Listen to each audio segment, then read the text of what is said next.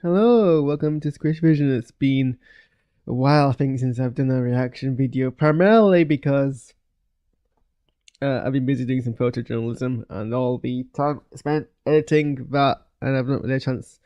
Also, I've not really been watching anything that I've kind of needed to do a reaction video to. Mostly been filling my time catching up on classic Doctor Who and X-Men.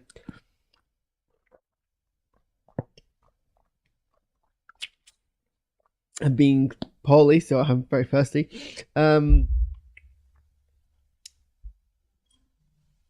was I saying? Yeah, basically doing a lot of photojournalism, nothing really happening. There were a few videos I should have done a reaction video to. I might still do that later today if I get the time to. Amongst all the other photo editing I've got to do. But Rings of Power is back. Kind of, I don't know if it was just, it's probably me. I didn't really wasn't really like following it coming back so much. I don't think there was the same amount of kind of furor about the second season as was the first season. I think I vaguely saw the trailer be revealed and then didn't actually watch the trailer because of all the aforementioned things. Anyway, it's back. It came on Thursday. There's 3 episodes out. I don't know if they all got released the same day or if it's like releasing every day or whatever. I'm going to slowly catch up to it as best I can. So I just finished watching the first episode of season 2, which is Elven Kingdoms of the Sky. Pretty much restart where we left off, which I kind of had to remind myself of by reading all the synopses on the Lord of the Rings wiki because I kind of forgotten what the plot was. When did the season 1 come out? It must have been like 2 years ago now, right?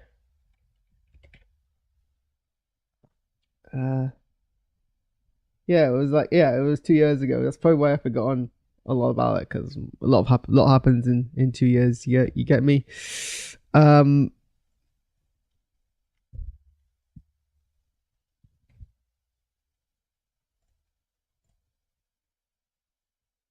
yeah, we pick up pretty much. Well, actually, no, we get a brief look back at Sauron's backstory, I guess. Not really a backstory, but now that we've got all the revelations out of the way that they are Sauron, we're able to now kind of clarify some of the timeline. So essentially, we get an old Sauron who looks completely different just after the fall of Morgoth.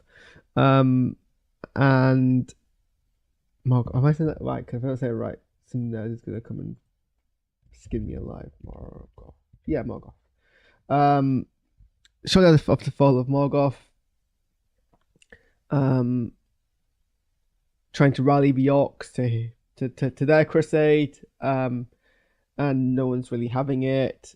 He kind of puts down one assassination attempt, but then we see Adar and their connection to Sauron.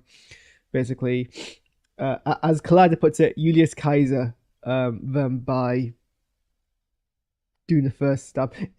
Top tip: don't make your crown a super spiky object because you open yourself up to very late stage assassinations, which is essentially what happens here. Basically, they got the very spiky crown. It was pretty cool kind of visual, and plunged it into the back of this guy's neck. He did a good attempt at like kind of throwing off a lot of the attacks, but eventually kind of succumbs, so to speak. But Sauron is much more than just a mortal being, and it takes much more than a whole bunch of stabbing to end them. So the mortal body dies, but they move on.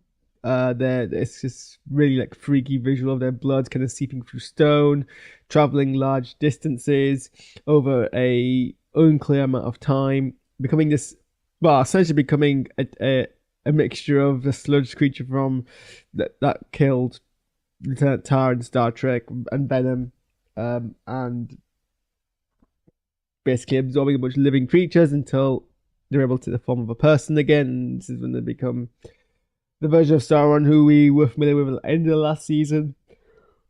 And we get a brief backstory, brief look about how they got that herald of the Sutherlands, and basically got onto a ship, got shipwrecked, got in the middle of the ocean on that raft, and that's where they meet Galadriel. And then we jump forward basically where we leave off. Elrond is like, yo, these rings of power are hecka sus. ain't about that life. Let's go and tell Gilgalad about it. So he and Galadriel race towards Gilgalad. He gets there first, but Gilgalad actually sides with Galadriel more out of like being like, well, this isn't ideal, but I kind of agree with you. It's the only way forward we've got. And Elrond is like, well, when you're between a rock and a very large drop, you take the very large drop and you jump off a waterfall. I realize I'm just recapping the episode here rather than necessarily reacting to it. I'll get to that in a second. I think possibly. I think mostly because I'm trying to remind myself it's been like an hour since it happened. I was got distracted by other things. He then goes to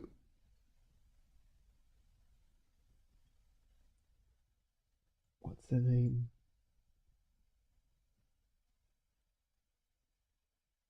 Círdan. I never know if I'm pronouncing that right or not. Círdan? The ship, famous oven shipbuilder, who seems on their side at first and goes to destroy the rings by throwing them into this part of the ocean, which they reckon is probably going to destroy it. But fate intervenes, essentially, is what happens, and they think better, and it seems to be the right course of action towards it. I mean, a lot of this is like dramatic irony because we know what's going to happen. It's the nature of it being a prequel, so we know the rings aren't going to be destroyed, and we know things are going to turn out well. But a lot of the kind of bad things that happen under their own hubris. But we have that moment which is basically recreating the prologue scene of the Lord of the Rings films, where we see three of the elves. I don't know, free hands to demonstrate it. Three of the elves, having just doffed the rings, stand in a circle and place them outstretched. And at that point, the tree lights up again. And it seems to confirm that this is the right course of action. But there's a clear schism now between the elves that's been created, which is arguably Sauron's plan. And then Sauron arrives to go speak to Celebrimbor, who, despite being warned about not treating with Halbrand again, seems to be treating with Halbrand again. I imagine actually because they haven't received a message yet about Halbrand to Sauron. And that's kind of the play things there. There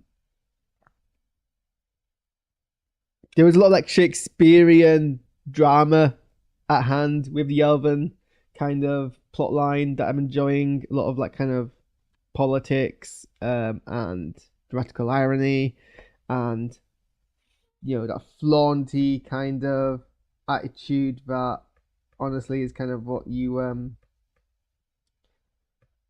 want from what you want from this.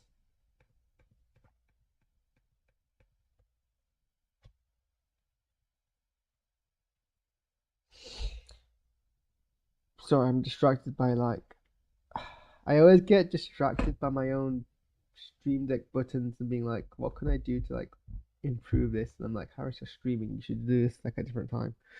But it does distract me. Mainly because a whole bunch of new things are being pushed out and I'm trying to work out how I can make this more streamlined.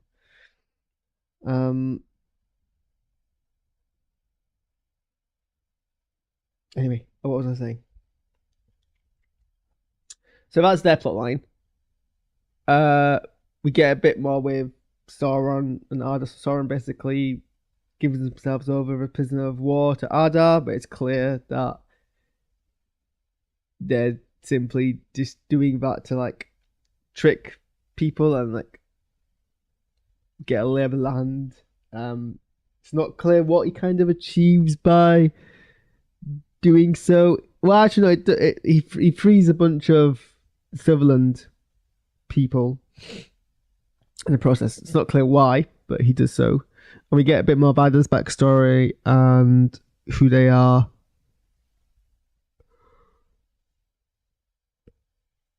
Some more of the brutality of both sides are being kind of fed in here.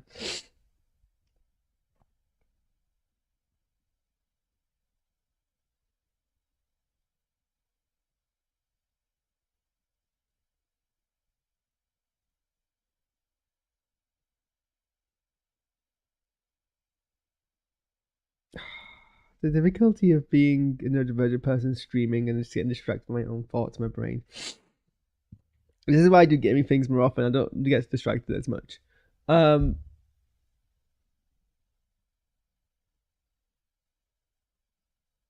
No, like, I will say something.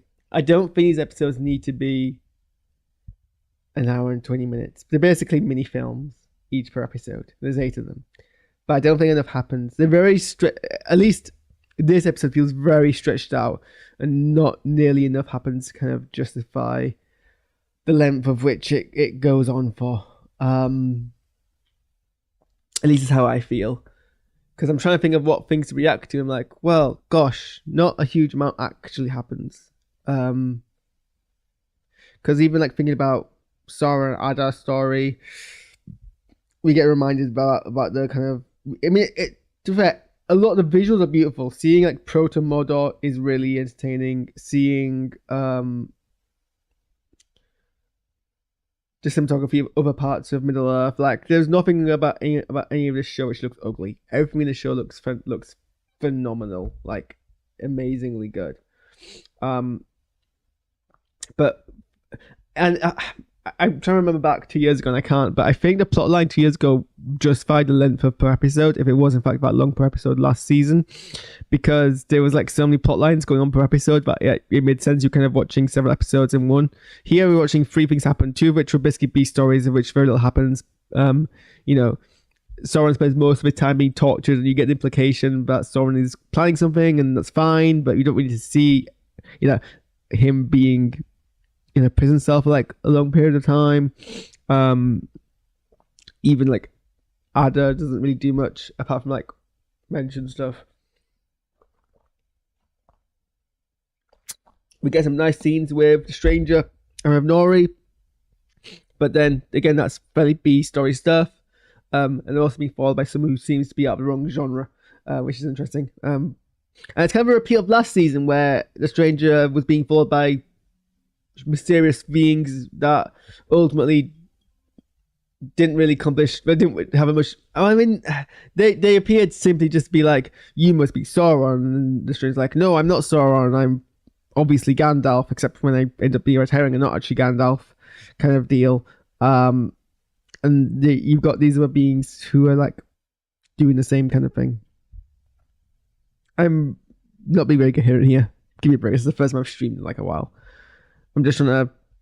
The problem is it's hard to really give like a lot of detailed reactions to a episode when very little actually happens in it. But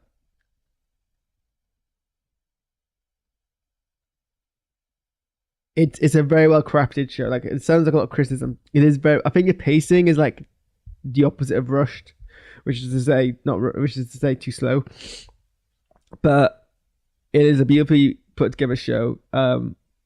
People clearly care about like the characters. There's a lot of like intensity in the acting, which I appreciate.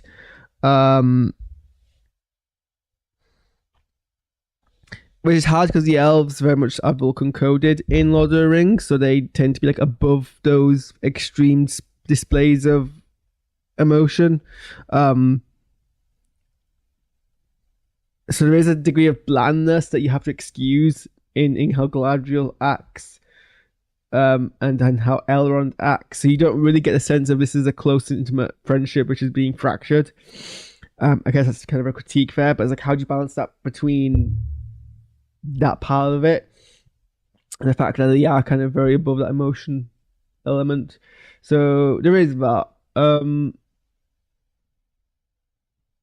But like visually it's very well, it looks beautiful, like there's a detail, like I'm not a massive critic of the Hobbit films, but in hindsight I have to agree with a lot of criticism in that it does look very murky and very mushy in terms of the visuals. It doesn't quite capture the more raw, grounded parts of the Lord of the Rings films, and this does. This looks like the Lord of the Rings films, Lord of the Ring films if they're made in the 2020s, which essentially is what they are. So I can give that to it. Anyway, the 2 episodes to watch. Probably not watch them today. Probably will watch them. Well, I might watch another one later on today. And then we might watch. I mean, tomorrow I'm LARPing, so probably not tomorrow, but down the line. Um, I've got a bunch of things I need to react to. I might do one now, then take a break, or maybe I'll get them all out done in one go. I don't know. I have stuff I should be doing, but I can't really do want to catch up. So we'll end it here. We'll jump on to the next thing, and I'll see you all when I see you all. I also need to work out how to get back in track to work because the stream keeps freezing, but whatever. Okay. Goodbye.